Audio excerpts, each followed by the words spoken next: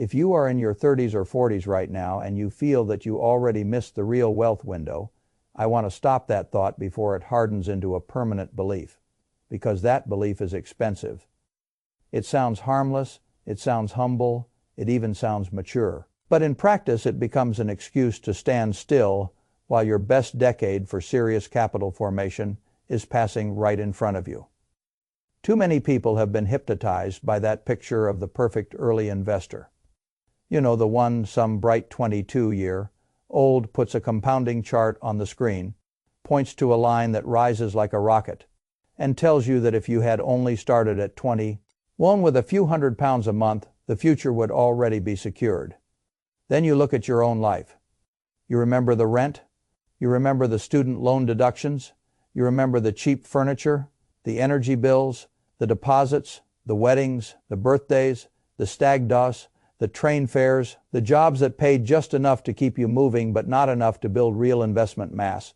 And because you lived an actual human life instead of a spreadsheet fantasy, you conclude that you ruined your chance. That conclusion is wrong, not slightly wrong, completely wrong. In fact, for a great many ordinary people, the most effective decade to build real wealth is not their 20s at all. It is the period when life finally stops punching them in the face every week and starts leaving behind something usable. It is the decade when income rises, behavior stabilizes, tax advantages become meaningful, and capital finally arrives in chunks large enough to matter. That is why I want to walk you through this carefully. I am going to show you why a person who starts at 35 can still end up materially wealthier than somebody who began at 25. I am going to show you why guilt is not wisdom. It is drag. I am going to show you why the years you thought you wasted may have been nothing more than the warm-up for the only part of the game that really counts. And I want to begin with a man I will call James. When James first sat down to talk about his money, he was 36, and the first thing he gave me was not a number. It was an apology. He carried himself like a man arriving late to an exam. He had the tone I have heard many times before. I should have started earlier. I lost 10 years. I have messed this up. I left it too late. If only I had been more disciplined in my 20s. Whenever I hear that confession, I want to ask one very simple question. With what money? What exactly were you supposed to be investing with at 24 or 26 or 28 when real life was taking the first cut out of every paycheck before you even had a chance to think? James had spent those years doing what millions of sensible people do. He was renting. He was paying the bills that arrive with adulthood whether you feel ready for them or not. He had student debt deductions. He was trying to save for a deposit. His social world cost money. His working life was still forming. He was not sitting on excess cash and foolishly burning it. He was trying to get established. That is not financial failure. That is the entrance fee. And one of the most dangerous mistakes people make is turning that normal stage of life into a moral indictment of themselves. They keep replaying the past as if shame itself will somehow become an investment strategy. It never does. Guilt makes people feel serious while they remain inactive. It lets them talk like they care while they still postpone the only move that matters, which is to begin from the point they actually stand. So let me say something clearly.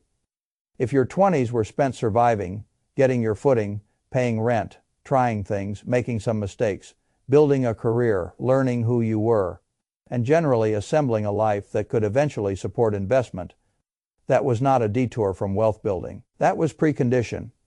People speak about the early years as if every pound not invested was lost forever. That is nonsense. Many of those pounds were never available for investment in the first place. They had already been claimed by the machinery of becoming an adult. And this is where the fantasy breaks. A person in their 20s, on an ordinary salary, may have the discipline to invest, but often they do not yet have the scale. That distinction matters more than almost anyone admits. Habit matters, of course it does. If you built the habit early, good. That is admirable. But habit without critical mass does not create the kind of portfolio people imagine when they talk about financial freedom. £50 a month is better than zero. It can teach you the motion. It can teach you that investing is normal. It can teach you that saving is not punishment, but it does not magically build the sort of capital base that changes a life. What changes a life is not merely starting early. What changes a life is reaching the point where your monthly surplus becomes large enough to behave like force. That is why I want you to stop romanticizing the wrong decade. Your 20s often look glamorous in hindsight because the compounding charts love them, but those charts have a dishonest habit. They treat all years as if they had equal capacity. They do not. The year when you are earning modestly, renting expensively, paying for your own setup, and still figuring out how adulthood works is not equivalent to the year when your income has matured, your priorities have tightened, and your financial leaks have finally become visible. Those are not the same years. They are not even the same game. I think about it this way. Your 20s are often the warm-up. Your 30s and 40s are the main event. Warm-ups are not worthless. They matter, they prepare you. They wake up the muscles. They show you where you are weak. They show you whether your habits are sloppy or disciplined, but nobody wins the contest in the warm-up. The actual money gets made when the serious weight goes on the bar. For most people, that serious weight does not arrive at 23. It arrives later. And the first reason is brutally simple. You start earning real money, not pretend money. Not money that looks decent on paper until rent and transport and taxes and life chew through it. Real money, the kind that leaves something behind. Once that begins, a number appears in your life that deserves far more attention than your age. I call it the surplus gap. The surplus gap is the distance between what it costs you to live and what you now earn. That gap is everything. People love to obsess over return rates. They argue over whether they will make 6%, 7%, 8%. They jump from fund to fund. They chase cleverness. They search for the perfect investment wrapper as though one intelligent product choice will rescue years of weak cash flow. Meanwhile, the real engine is sitting there in plain sight. The size of the monthly surplus. When you are earning around £30,000, the ordinary costs of life can consume almost the whole machine. Tax takes a slice. Rent takes a slice. Food takes a slice. Travel takes a slice. Energy takes a slice. Then life does what life always does and adds a few ugly surprises. At the end, maybe you have a little margin, maybe 50 pounds, maybe 100. If you are extremely disciplined and unusually low, cost maybe a bit more if you are fortunate. But for many people, not much survives. Now move forward. Your income rises into the 40s, maybe the 50s, maybe higher. And here is the thing most people finally notice when they are paying attention. Your core living costs rise, yes, but they do not rise in perfect lockstep with income. They move, they do not usually double just because salary did. That difference becomes fuel. All of a sudden you are no longer trying to scrape together a symbolic contribution. You can put away $500 a month, or $800, or $1,000 sometimes more. Now you are no longer dripping water into a bucket. Now you have a hose. Same principle, same bucket, completely different speed. This is where people make the fatal analytical mistake. They worship time while ignoring force. Time matters. Force also matters. A small contribution over a long period can build something respectable. A large contribution over a shorter period can build something larger.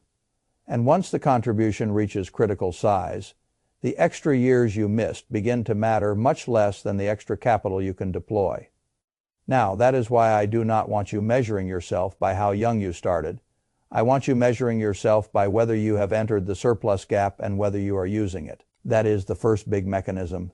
The second is behavioral, and it may be even more important because it determines whether the surplus gap gets invested or quietly dissolved.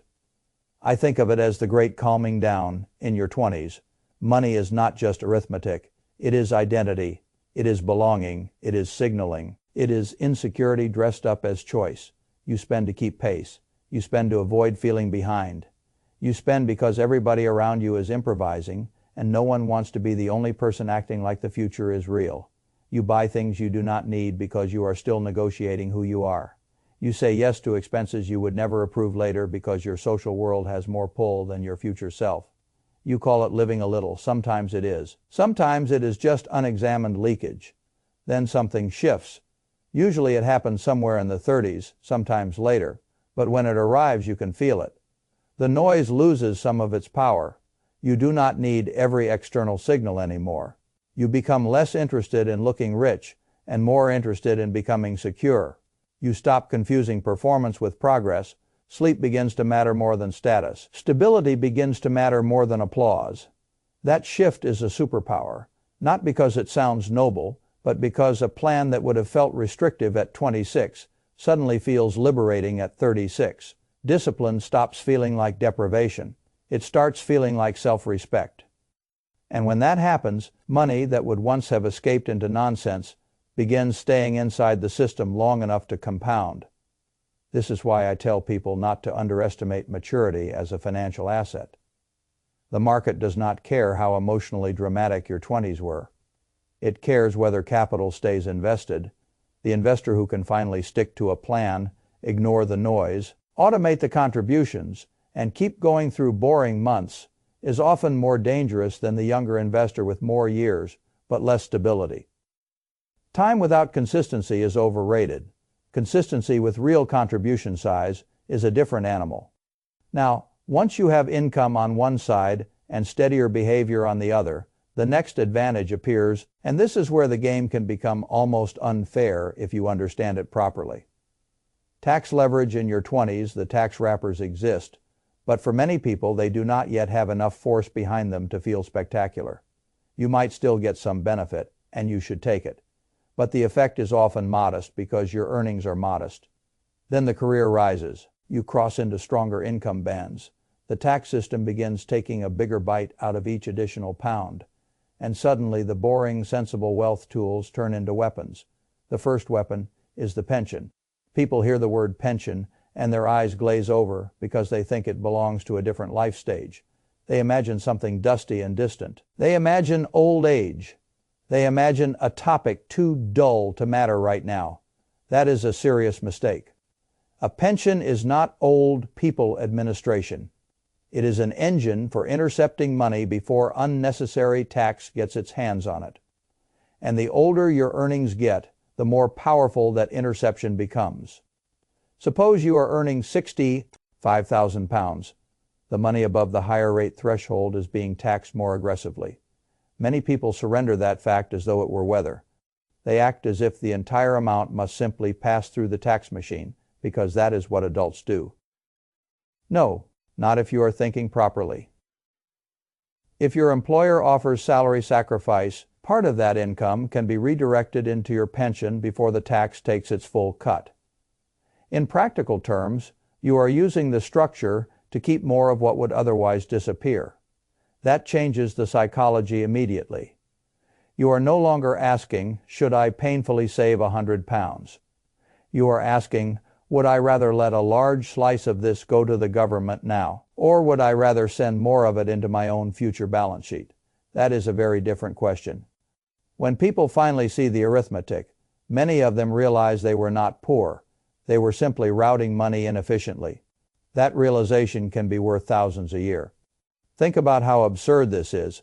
A person reaches the stage of life when their salary finally has strength, then allows a huge portion of the most valuable marginal income to pass away untouched because nobody forced them to understand the rules. That is not bad luck. That is strategic neglect.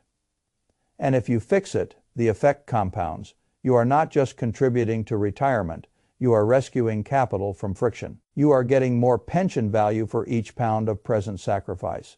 You are making every invested pound arrive with more force than it would have had in your 20s.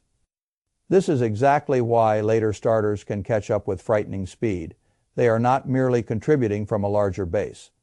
They are often contributing through more efficient channels. But I also understand the objection that arrives the moment pensions come up. You cannot touch the money whenever you like. That is true. If all your wealth is locked too deep into the future, you may become asset, rich on paper and freedom, poor in real life. I have no interest in that outcome.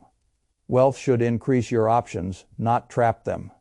That is why the next mechanism, the stocks and shares ESA. This is the bridge between long-term compounding and real-world optionality. A pension is powerful because it intercepts tax and forces long-term discipline. An ISA is powerful because it lets growth accumulate without tax drag while preserving access. In other words, it can fund the years before pension access. It can finance flexibility. It can buy time back. When people are very young and their earnings are still thin, the ISA allowance can feel almost theoretical. It exists on paper, but most ordinary households are nowhere close to using it fully. Later, especially in a two-income household, where both careers have matured and the finances have been integrated, that allowance stops being decorative and starts becoming useful. Now the wrappers match the capacity. Now the household can actually fill a meaningful portion of the space. Now wealth is no longer just retirement money. Now it can become escape money. This is the money that says I can leave a bad job before it damages me. This is the money that says I can reduce my hours. This is the money that says I can take a year with my children. This is the money that says I am not waiting for official retirement age to discover whether I was free. And once people understand that, they stop seeing the ISA as a side account. They start seeing it as a strategic bridge between current life and future control. That is what mature wealth building looks like. It is not one pot, it is a system. One stream is intercepting tax efficiently through the pension. Another stream is building flexible capital through the ISA. Both are being fed by the same thing your younger self often did not have, which is a meaningful surplus gap. Now, let me show you why the numbers can become shocking when this system is actually used. Imagine investor A starts at 25. That sounds impressive already. It sounds like the model citizen. It sounds like the person all personal finance content tells you to admire. Let us say this person manages to invest £250 a month and keeps doing it faithfully until age 60. That is not trivial. In fact, for a young person carrying real adult expenses, that is solid work. Assume a real return of around 6% after inflation over the long run. The total contributions come to roughly £105,000. The final portfolio lands around $343,000. That is good. Anyone who reaches that number through discipline should be proud of it. Now look at investor B. Investor B begins at 35, not because they were lazy, but because their 20s were occupied by life. Rent movement, career building, trying to get stable, they arrive later, but now the conditions are different. Income is higher, behavior is calmer. The wrappers are more useful. They can put £800 a month into the system, split intelligently between pension and ISA. They do that for 25 years, not 35. Their total contributions come to around £240,000. The final portfolio is roughly $550,000. Read that again carefully. The person who started 10 years later can still finish more than £200,000 ahead. This is the point where the mythology begins to crack, because the mythology says early always wins. Reality says early wins only when early also has enough force behind it. If early is thin and later is powerful, later can absolutely overtake it. And once you see that, the emotional burden changes. You stop talking like somebody disqualified from the race. You start talking like somebody who finally has the equipment to compete. And let me push it further. What if investor B uses the tax system more aggressively and raises the total monthly investment to £1,200? Now the portfolio can rise into the $800,000 range over that same working window. Add home equity or any other sensible accumulated assets, and the person many content creators told was fatally late can still arrive at 7 figures. Not because the laws of compounding failed, because the laws of contribution size finally showed up. This is what people miss when they become sentimental about the early years. They imagine compounding as a magical force detached from cash flow. It is not. Compounding works on what you feed it. If the feed is small for a long time, the result may be respectable. If the feed becomes large and efficient later, the result may be much larger. That is why I keep returning to the same message. Stop worshiping the calendar, start studying the machine. And this is where I want to return to James, because real people understand this better than hypothetical charts. James did not come in as a financial prodigy. He came in with regret. He came in with the tired posture of somebody who had spent too long comparing his life to an idealized version of somebody else's. He thought his story was about delay. It was not. His story was about timing, At 36, the raw materials were finally in place. He had progressed in his career, his income had substance. He was no longer ricocheting through the kind of social and financial chaos that had defined much of his 20s. He could commit to a plan and, even more importantly, he could sustain one. So he did. He used salary sacrifice into his pension. He built his ISA alongside it. He treated the whole thing not as a burst of enthusiasm, but as a structure. The change was not flashy. It was not cinematic. It did not feel dramatic week to week. But when you review a plan like that after years of disciplined execution, you realize something important. He was never behind. He had simply not yet reached the stage when his decisions could carry real weight. Once he reached it, the trajectory changed. That is the hidden advantage of later wealth building done properly. The years may be fewer, but the quality of each year can be much higher. Each contribution can be larger. Each decision can be more stable. Each wrapper can be more relevant. Each pound can meet less behavioral sabotage on the way in. And that is why I get impatient when people in their late 30s speak as if all that remains is regret. Regret is for people who are done. You are not done. You are at the point where the variables that matter most are finally starting to line up. The real danger is not that you started late. The real danger is that you keep using late as a reason to hesitate during the exact period when hesitation hurts most, because there is a difference between missing the warm-up and missing the fight. If you are in your 30s or 40s and still telling yourself the story that the game was won before you arrived, that story is now costing you months and years you can no longer afford to waste. At this stage, every extra year spent circling the idea instead of acting means another year in which the surplus gap was consumed rather than captured. Another year in which tax advantages were left idle. Another year in which behavioral maturity existed but produced no asset. Another year in which you funded everyone except your future self. So what would I tell you if you were sitting across from me right now? First, I would tell you to stop using age as your main metric. Age is a headline. Capacity is what matters. I would want to know what your real monthly surplus is after honest living costs, not fantasy costs, honest ones. Second, I would want to know whether your employer offers matching or salary sacrifice, and whether you have been using those mechanisms properly. Because if you are earning into stronger tax territory and you are still treating your pension as a background detail, there is a good chance money is leaking away simply because no one forced you to notice. Third, I would want your ISA functioning as an actual bridge, not an account you vaguely plan to set up someday. Wealth without accessible optionality is incomplete. You need long-term compounding, yes.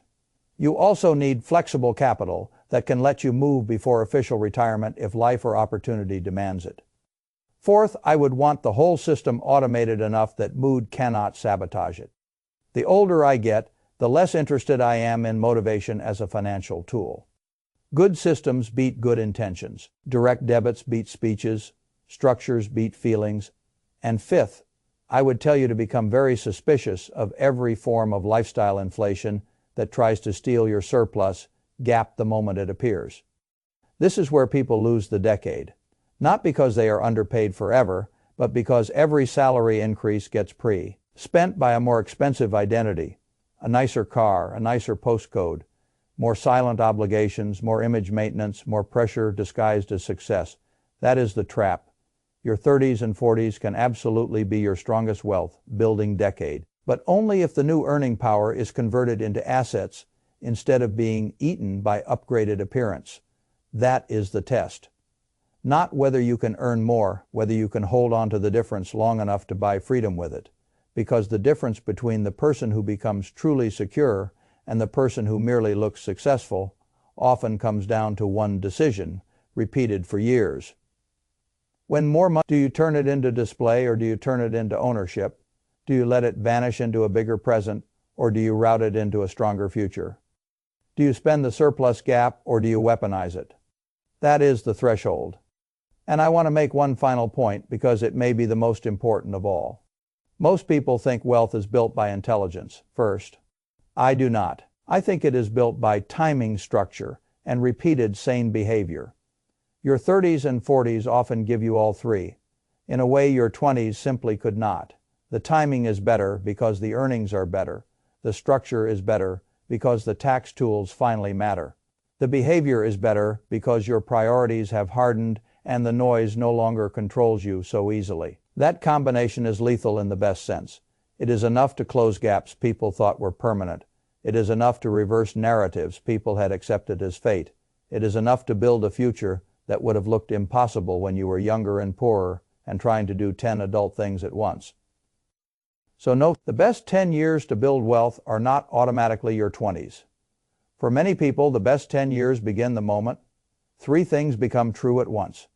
You finally earn enough that a real surplus exists. You finally care enough about the future to defend that surplus. You finally understand enough about the system to route that surplus efficiently.